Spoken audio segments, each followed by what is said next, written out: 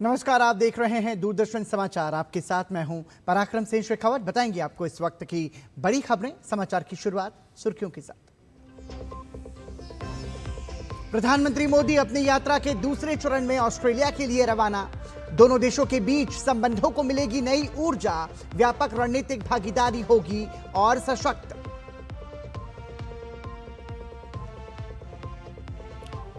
प्रधानमंत्री मोदी ने राष्ट्रपति प्रभुवों के साथ प्रम्बानंद मंदिर परिसर के जीर्णोद्धार परियोजना की संयुक्त रूप से की शुरुआत। प्रधानमंत्री मोदी ने कहा, यह मौका बेहद ऐतिहासिक और खास। राष्ट्रपति प्रभुवों ने भी मंदिर को बताया प्रगाढ़ संबंधों का प्रतीक।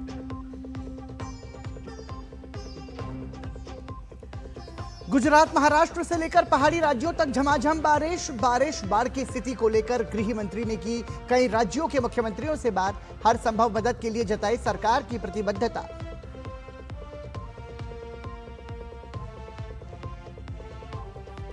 जम्मू कश्मीर के शोपियां में सुरक्षा बलों को मिली बड़ी सफलता। लश्कर का टॉप आतंकी जाकिर गनई ढेर। जे&के पुलिस, राष्ट्रीय राइफल्स और सीआरपीएफ का संयुक्त अभियान। और अमेरिका ईरान तनाव के बीच अमेरिकी राष्ट्रपति का बड़ा बयान। सीज फायर को समाप्त करने की घोषणा। कहा, मेरे लिए समझौता खत्म, बातचीत को बताया समय की बर्बादी।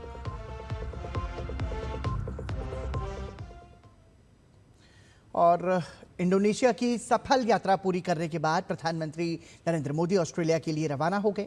इस दौरान प्रधानमंत्री को इंडोनेशिया में दिए गए एक विशेष सैन्य सम्मान भी देखने को मिला। प्रधानमंत्री नरेंद्र मोदी के विशेष विमान को इंडोनेशियाई वायुसेना के 5 लड़ाकू विमानों ने एस्कॉर्ट किया। प्रधानमंत्री के प्रति इस सम्मान को दोनों देशों के बीच गहरे होते रणनीतिक विश्वास और मजबूत होते द्विपक्षीय संबंधों का प्रतीक माना जा रहा है।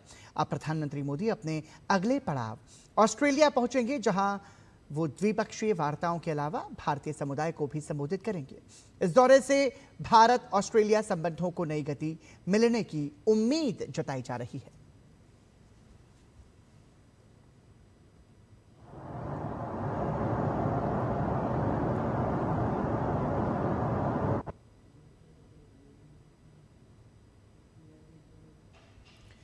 डीडी न्यूज से खास बातचीत में मेलबर्न के लॉर्ड मेयर निकोलस रीस ने कहा कि प्रधानमंत्री नरेंद्र मोदी का ऑस्ट्रेलिया दौरा दोनों देशों के द्विपक्षीय संबंधों को और मजबूत करने की दिशा में बेहद महत्वपूर्ण है।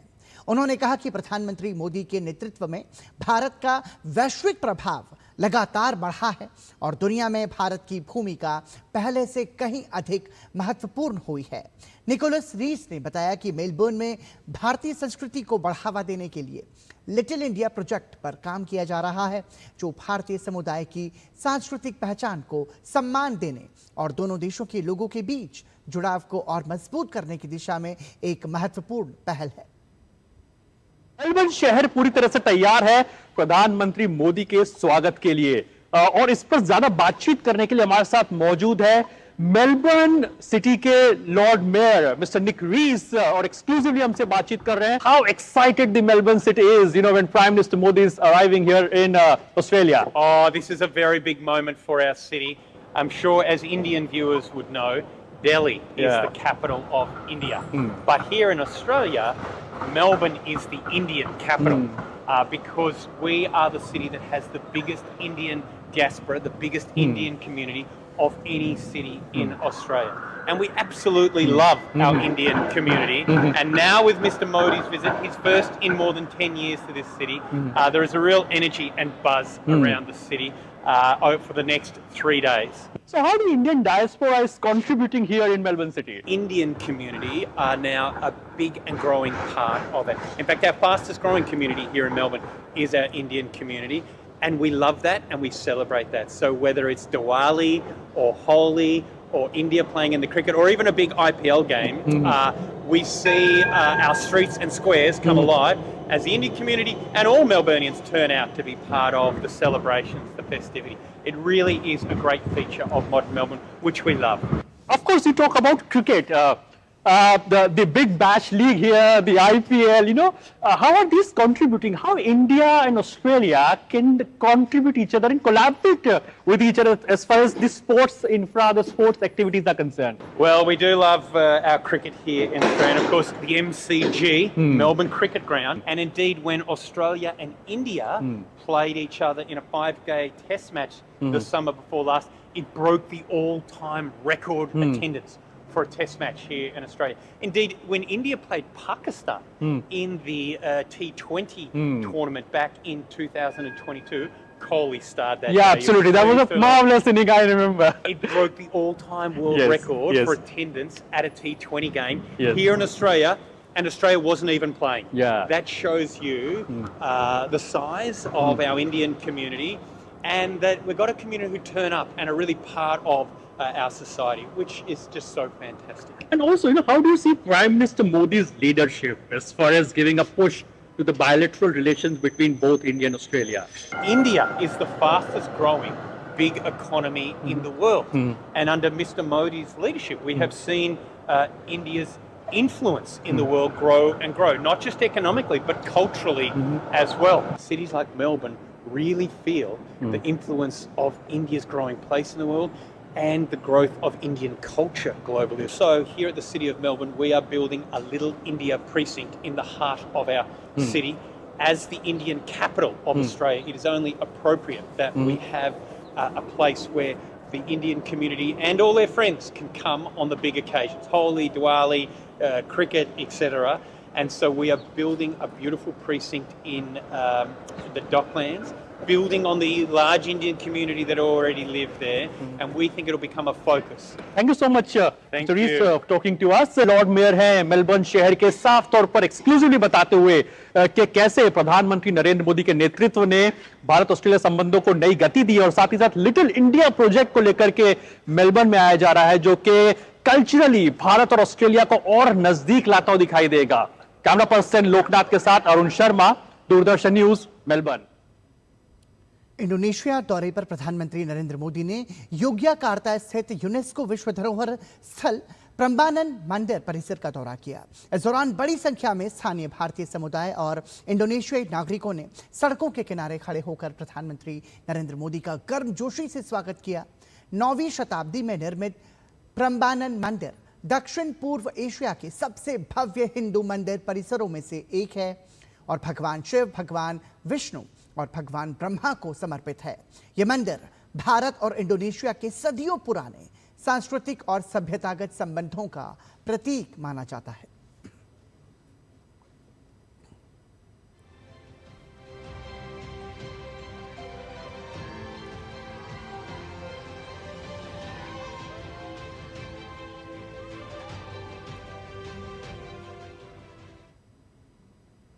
इससे पहले इंडोनेशिया दौरे पर प्रधानमंत्री मोदी ने योग्याकार्ता स्थित यूनेस्को विश्व धरोहर स्थल प्रम्बानन मंदिर परिसर का दौरा किया। लगभग 1000 साल पुराना ये पूरा परिसर मुख्य रूप से भगवान शिव, भगवान ब्रह्मा और भगवान विष्णु को समर्पित है।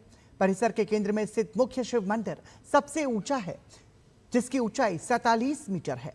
इसके गर्भगृह में भगवान शिव की विशाल मूर्ति स्थापित है। मंदिर के पत्थरों की दीवारों पर रामायण और कृष्ण लीला की कहानियों को बेहद खूबसूरती और बारीकी से उकेरा गया है। प्रधानमंत्री की इस यात्रा के दौरान राष्ट्रपति प्रबोवो सुबियांतो भी मौजूद रहे। प्रधानमंत्री मोदी के नेतृत्व में केंद्र सरकार ने योग्याकार्ता स्थित यूनेस्को विश्व धरोहर स्थल प्रम्बानन मंदिर परिसर के संरक्षण और जीर्णोद्धार में इंडोनेशिया की मदद करने का फैसला किया है। इसकी शुरुआत प्रधानमंत्री नरेंद्र मोदी और इंडोनेशिया के राष्ट्रपति प्रबोवो सुबियांतो ने संयुक्त रूप से की।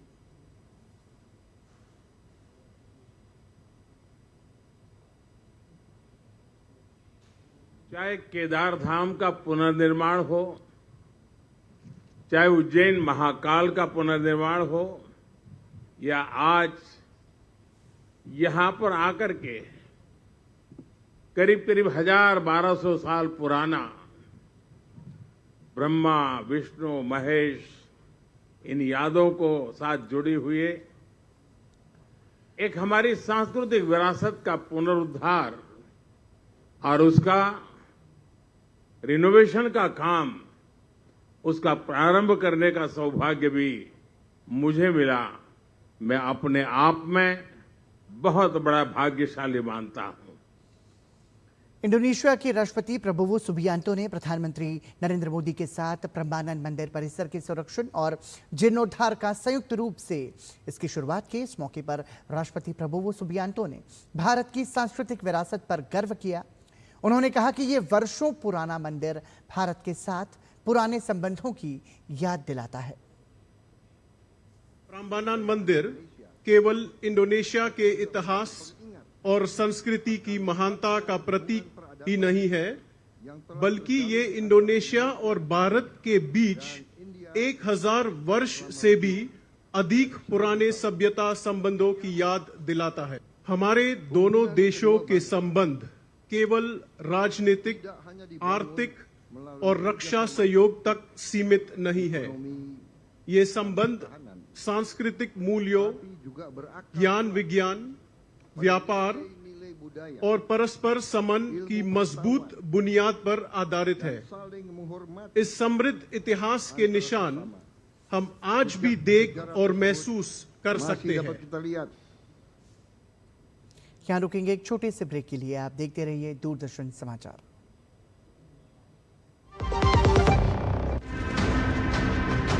कदम तैयार है, बिल्कुल तैयार है।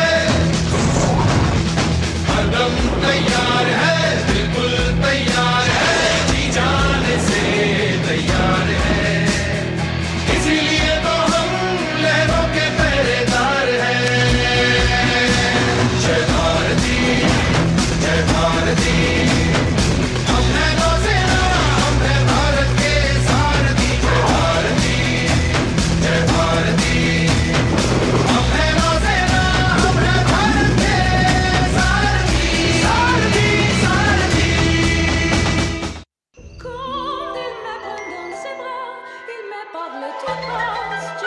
केवाईसी अपडेट के लिए अनजान लिंक खोलना मतलब चोरों के लिए अपना दरवाजा खोलना। रुको, चेक किया लिंक सिक्योर है? सेंडर आपका बैंक है?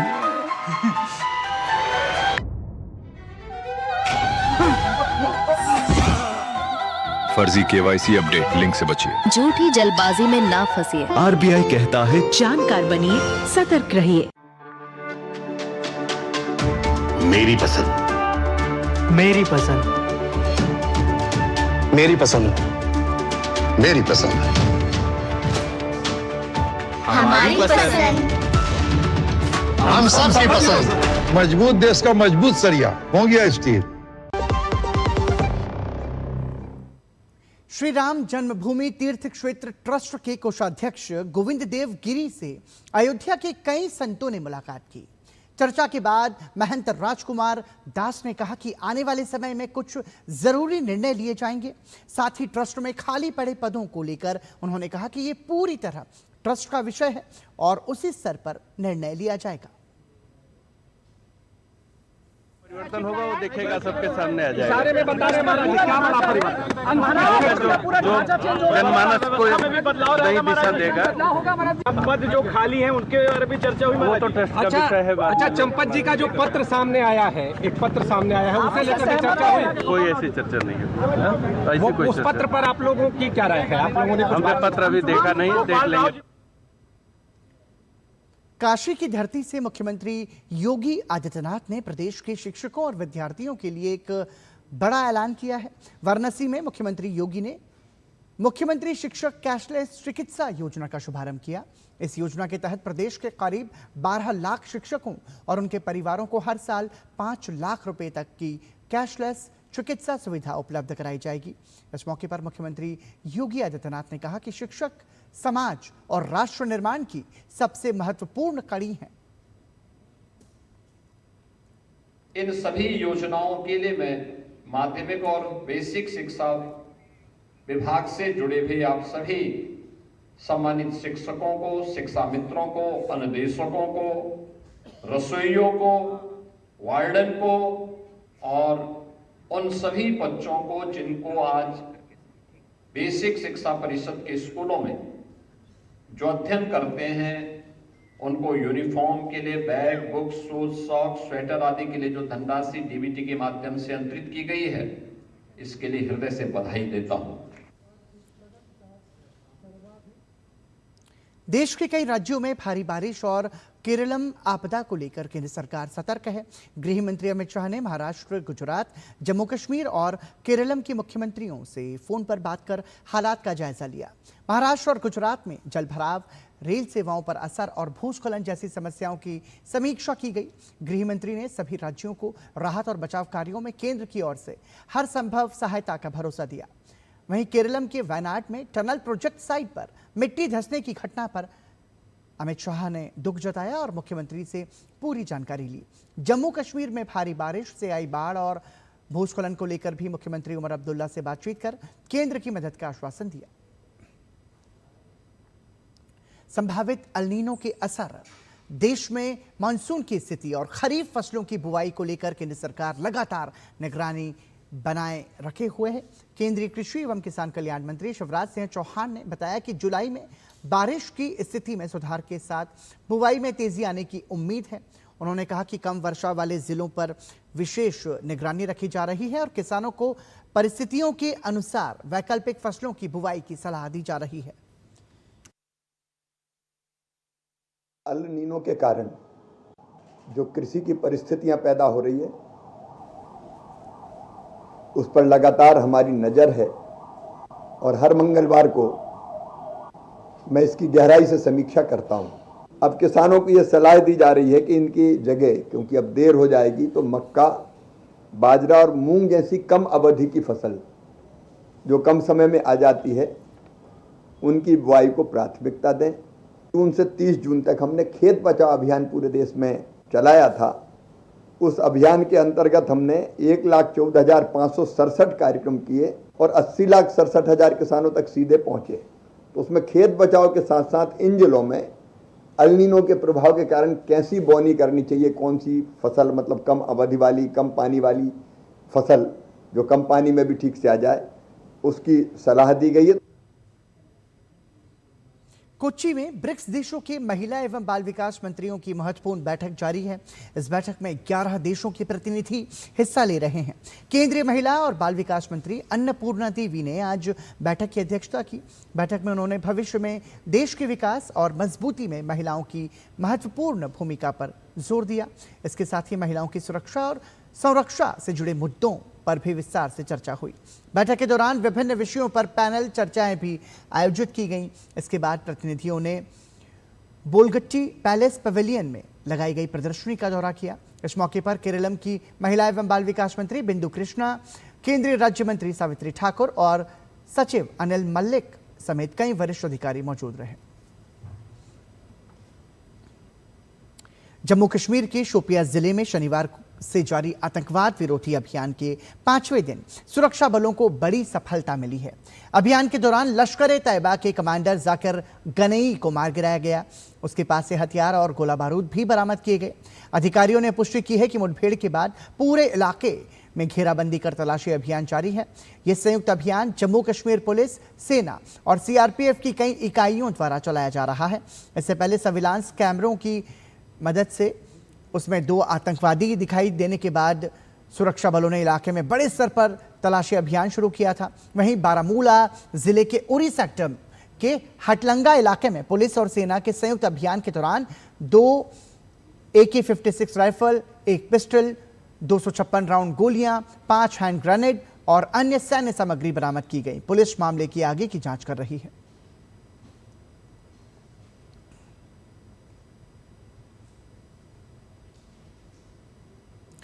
पंजाब पुलिस ने अवैध हथियार और विस्फोटक तस्करी के एक बड़े मॉड्यूल का भांडाफोड़ करते हुए 3 आरोपियों को गिरफ्तार किया है। पुलिस के अनुसार जांच में इस नेटवर्क के तार पाकिस्तान की ISI समर्थित विदेशी तस्कर और बब्बर खालसा इंटरनेशनल से जुड़े पाए गए हैं। पुलिस ने आरोपियों के कब्जे से 6 हैंड ग्रेनेड और 12 पिस्टल बरामद किए हैं। शुरुआती जांच में सामने आया कि आरोपियों को पंजाब में शांति और कानून व्यवस्था को बाधित करने के उद्देश्य से हथियारों और विस्फोटकों की खेप उपलब्ध कराई गई थी। इस मामले में अमृतसर के स्टेट स्पेशल ऑपरेशन सेल थाने में आर्म्स एक्ट विस्फोटक पदार्थ अधिनियम और भारतीय न्याय संहिता की संबंधित धाराओं के तहत मामला दर्ज किया गया है। पंजाब पुलिस ने बताया कि पूरे नेटवर्क का पर्दाफाश करने और अन्य आरोपियों की पहचान के लिए जांच जारी है।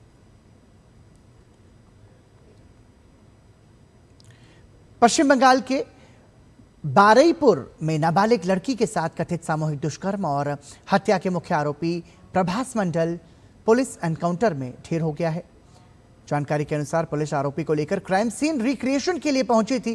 पुलिस का दावा है कि घटनास्थल पर वारदात का रिक्रिएशन कराया जा रहा था, तभी आरोपी ने एक पुलिस अधिकारी की सर्विस रिवॉल्वर छीनकर भागने और पुलिस टीम पर गोली चलाने की कोशिश की। जवाबी कार्रवाई में पुलिस ने फायरिंग की, जिसमें प्रभास गंभीर रूप से घायल हो गया। उसे तुरंत अस्पताल ले जाया गया, जहां डॉक्टर्स ने उसे मृत घोषित कर दिया। पुलिस के अनुसार मंगलवार देर रात करीब 1 बजे विशेष जांच दल एसआईटी प्रभास मंडल को घटनास्थल पर लेकर पहुंचा था, जहां अपराध की पूरी कड़ी को समझने और आरोपी की भूमिका स्पष्ट करने के लिए क्राइम सीन रिक्रिएट किया जा रहा था। प्रभास इस मामले में गिरफ्तार किया गया पहला आरोपी था। पुलिस का कहना है कि स्थानीय लोगों के एक वर्ग ने वारदात के पहले लापता नाबालिग को आखिरी बार उसके साथ देखे जाने का दावा किया था। इसके अलावा जांच के दौरान कुछ सीसीटीवी फुटेज भी मिले हैं, हालांकि उनकी स्वतंत्र पुष्टि अभी नहीं हो सकी है। जांच एजेंसीज के मुताबिक पूछताछ के दौरान प्रभास लगातार भ्रामक जानकारी दे रहा था और जांच में सहयोग नहीं कर रहा था। इसी वजह से उसे घटनास्थल पर ले जाकर पूरे घटनाक्रम का पुनर्निर्माण कराया जा रहा था। फिलहाल कथित पुलिस मुठभेड़ की परिस्थितियों की भी जांच की जा रही है। দেখতে চান হাসপাতালে আছে দেখুন। আমি বলছি না, আমি আর দেখতে চাই না, আমি দেখে আর কি করব, আর আমার যাবার শক্তি নেই, আমার গলা শুকিয়ে গেল, বলতে পারছি না। হ্যাঁ, তাই বলছে আমার যাওয়ার শক্তি নেই, আমি যাব না, তোমরা থাকো। বলছে ওর তো আই কার্ড লাগবে, তাই বলেছি দেখো আমি তো কোথায় আই কার্ড জানি না। আমার কষ্ট, মার তো কষ্ট হবে, আমি সে কষ্ট দরকার নেই, ও যা কর্ম করেছে তাতেই গেছে, আমার শান্তি। राष्ट्रीय कैडेट कोर के दिल्ली निदेशालय के कैडेट इन दिनों the most enterprising naval unit selling expedition में हिस्सा ले रहे हैं। दिल्ली में यमुना नदी में आयोजित नौकायन अभियान एक ऐसी यात्रा है जहां अनुशासन के साथ रोमांच का मेल होता है। जी हां, नदी में हवा का हर झोंका कैडेट्स को लीडरशिप का सबक भी सिखाता है। कैसा चल रहा है एनसीसी का ये सेलिंग एक्सपीडिशन, इसका जायजा लिया हमारे संवाददाता गिरीश निशाना ने। दिल्ली में यमुना नदी में चल रहा है सेलिंग एक्सपीडिशन। जी हां, इन दिनों यमुना नदी के अंदर आप देख सकते हैं किस तरह से वन दिल्ली नेवल यूनिट द्वारा सेलिंग एक्सपीडिशन चलाया जा रहा है। क्या चीज़ें सीख रहे हैं कैडेट इसमें, आइए इसका जायजा लेते हैं। एनसीसी दिल्ली निदेशालय के cadet the most enterprising naval unit selling expedition में हिस्सा ले रहे हैं। ये एक्सपीडिशन 10 जुलाई तक यमुना नदी के किनारे आयोजित किया जा रहा है। इस सेलिंग एक्सपीडिशन पर ज़्यादा बात करने के लिए हमारे साथ मौजूद हैं वन दिल्ली नेवल यूनिट के कमांडिंग ऑफिसर कमांडर गौरव त्यागी जी। सर, किस तरह का ये सेलिंग एक्सपीडिशन, किस तरह की ट्रेनिंग दी जा रही है? एक्चुअली ये जो कैंप चल रहा है दिल्ली डायरेक्टरेट का सेलिंग एक्सपीडिशन है, जिसके अंदर हम 10 दिन का कैंप ऑर्गेनाइज कर रहे हैं 29 जून से लेके 10 जुलाई तक। इसमें कैडेट्स को सेलिंग के basic aspects, life at sea और उसके अलावा आपकी leadership qualities, how to command the crew, ये सारे एस्पेक्ट्स हम इन बच्चों को सिखाते हैं। ये जो एक कैंप है, ये कैंप अपने आप में बच्चों के लिए बहुत बड़ी अपॉर्चुनिटी है। इसके चलते बच्चे अपने आप में कॉन्फिडेंट कैडेट बन के यहाँ से निकल सकते हैं। कुछ कैडेट्स हमारे साथ हैं, आइए बात करते हैं। यहाँ पे हम लोगों ने सीमैनशिप, बोट पुलिंग और बोट को सेल करना सीखा, जिसमें हमें अलग अलग रोप्स, रिगिंग के तरीके बताए। इससे हमारा टीम वर्क, साथ में कॉन्फिडेंस, लीडरशिप स्किल्स वगैरह हम लोगों की इन्हांस हुई। साथ ही साथ हमें हवा की दिशाएं समझी, जिससे हमें पता चला कि बोट कैसे पानी के अंदर सेल करती है, जब तेज़ हवा होती है तो कैसे सेल करती है और जब कम हवा होती है तो कैसे सेल करती है, जिससे हमारे अंदर आत्मविश्वास बढ़ा। यहाँ पे हमें सीमेनशिप की ट्रेनिंग मिली है, जिसमें हमें बोट्स के अलग अलग पार्ट्स के बारे में बताया गया। उसके अलावा रोप्स का उपयोग, उसमें कैसे अलग अलग नॉट्स लगाए जाते हैं और उन नॉट्स का क्या प्रयोग होता है और कैसे सेलिंग की जाती है, और समुद्री नियमों के बारे में बताया गया। राष्ट्रीय कैडेट कोर नेवल विंग में ये मानते हैं कि यमुना सिर्फ एक नदी नहीं, ये हमारी सांस्कृतिक धरोहर है। इसके लिए हमने अलग अलग प्लांटेशन ड्राइव्स कराए हैं यहाँ यमुना के किनारे, उसके अलावा हमने अलग अलग क्लीनिनेस ड्राइव्स कराए थे। ये थ्योरी वाली जानकारी को प्रैक्टिकल स्किल में बदलता है और साथ ही टीम वर्क, आत्मविश्वास और आत्मनिर्भरता को बढ़ावा देता है। एनसीसी में न केवल कैडेटों को एकता और अनुशासन का पाठ पढ़ाया जाता है, बल्कि उन्हें रोमांचकारी जीवन भी जीना सिखाया जाता है। कैमरामैन राधेकृष्ण तिवारी के साथ गिरीश निशाना, GT न्यूज, दिल्ली। अमेरिका और ईरान के बीच बढ़ते तनाव के बीच अमेरिकी राष्ट्रपति डोनाल्ड ट्रंप ने बड़ा बयान दिया है। ट्रंप ने कहा है कि ईरान के साथ हुआ अंतरिम युद्ध विराम समझौता अब उनके लिए समाप्त हो चुका है। हालांकि उन्होंने ये भी स्पष्ट किया कि बातचीत का रास्ता पूरी तरह बंद नहीं हुआ है और वार्ता आगे भी जारी रह सकती है। तुर्की की राजधानी अंकारा में आयोजित नॉर्थ अटलांटिक ट्रीटी ऑर्गेनाइजेशन शिखर सम्मेलन के दौरान ट्रंप ने पत्रकारों से बातचीत में कहा, मेरे लिए यह समझौता खत्म हो चुका है। उनके साथ बातचीत करना समय की बर्बादी है। यह बयान ऐसे समय में आया है जब अमेरिका ने हॉर्मुज जलडमरू मध्य में वाणिज्यिक टैंकर्स पर हुए हमलों के जवाब में ईरान के सैन्य ठिकानों पर हवाई हमले किए हैं। अमेरिका का कहना है कि ईरान समर्थित तत्वों द्वारा अंतर्राष्ट्रीय समुद्री मार्ग पर जहाजों को निशाना बनाए जाने के बाद ये कार्रवाई की गई है। इसके जवाब में ईरान ने भी क्षेत्र में अमेरिकी सैन्य ठिकानों को निशाना बनाया, जिससे पश्चिम एशिया में तनाव और बढ़ गया है। विशेषज्ञों का मानना है कि ट्रंप का यह बयान संकेत देता है कि सैन्य कार्रवाई के बावजूद वॉशिंगटन कूटनीतिक विकल्प पूरी तरह बंद नहीं करना चाहता।